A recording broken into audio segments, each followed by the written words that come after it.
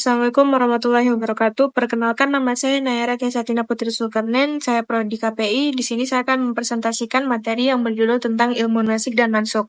Pengertian nasak, yang pertama secara etimologi, nasak mempunyai beberapa pengertian, yaitu antara lain penghilangan dan penghapusan atau izalah, penggantian tabdil dan pengubahan tahwil, dan pemindahan nakal. Yang kedua secara terminologi atau menghapuskan, dalam definisi tersebut adalah terputusnya hukum yang dihapus dari seseorang mukallaf dan bukan terhapusnya substansi hukum itu tersendiri. Lalu pengertian mansuk. Yang pertama, pengertian mansuk menurut bahasa berarti sesuatu yang dihapus dan dihilangkan, dipindahkan ataupun disalin dan dinukil. Yang kedua, sedangkan menurut istilah para ulama, mansuk ialah hukum syara yang diambil dari dalil syara. Yang pertama, yang belum diubah dengan dibatalkan dan diganti dengan hukum dari dalil syara baru yang datang kemudian. Lalu pengertian nasi dan mansuk. Jadi, nasa adalah penghapusan atau perubahan hukum dalam syariat yang diatur oleh Allah, di mana satu ayat atau hukum digantikan dengan ayat atau hukum lain yang lebih baru. Lalu syarat-syarat nasa. Yang pertama, nasa adalah penghapusan hukum syariat yang bersifat amali atau praktis dan tidak terikat waktu tertentu. Jika hukum tersebut terikat waktu, maka otomatis berakhir tanpa perlu dianggap sebagai nasah dan dalam nasa ayat yang dihapus atau mansuk harus turun lebih dahulu daripada ayat penghapusannya. Yang kedua, mansuk bi ayat. Yang kedua, mansuk bi atau ayat penghapus harus berasal dari Allah atau Rasulullah yang menyampaikan wahyu. Hukum tidak bisa dihapus melalui ijma atau konsensus atau qiyas atau analogi. Yang ketiga, adanya nasi atau yang berhak menghapus, yaitu Allah.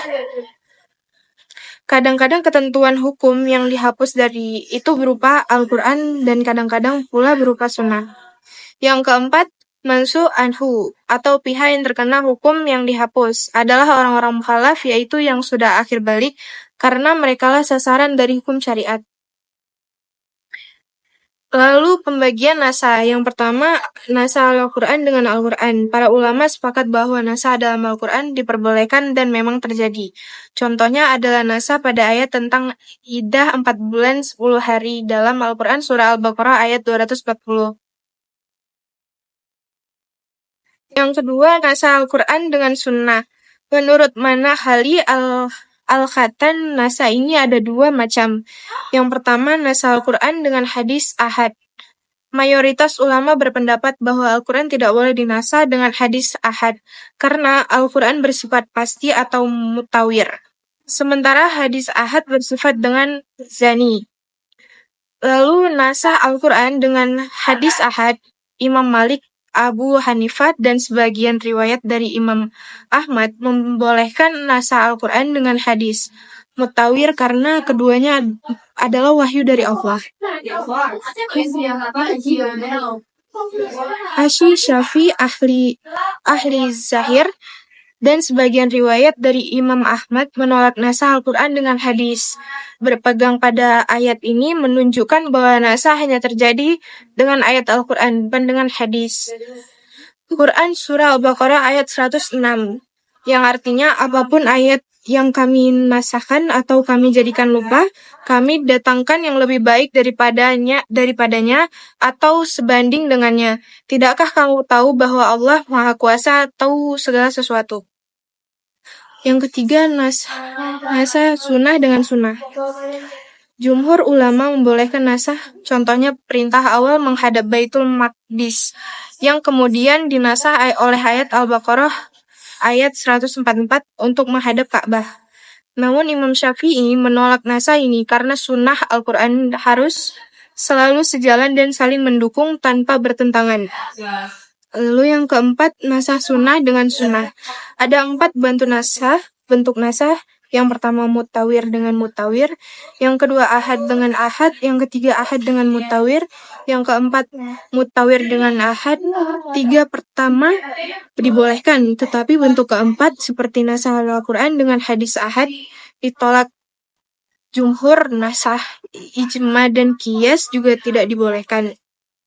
Contoh nasah sunnah dengan sunnah atau larangan berziarah kubur yang kemudian dibolehkan setelah pemahaman masyarakat berkembang. Ruang lingkup nasah itu terbatas pada perintah dan larangan, baik yang tersurat maupun tersirat dalam bentuk berita bermakna perintah atau larangan. Beberapa nasah yang tidak berlaku yaitu akidah, etika dan akhlak, pokok ibadah dan muamalah, berita murni, dan semua syariat ilahi tetap berpegangan pada prinsip dasar ini. Lalu yang terakhir itu ada hikmah, nasikh, dan mansukh. Yang pertama, kesempurnaan syariat Islam. Yang kedua, menjaga kemaslahatan. Yang ketiga, relevansi hukum. Yang keempat, ujian ketaatan. Yang kelima, peningkatan pahala. Yang keenam, kemudahan bagi umat. Sekian dari saya. Wassalamualaikum warahmatullahi wabarakatuh.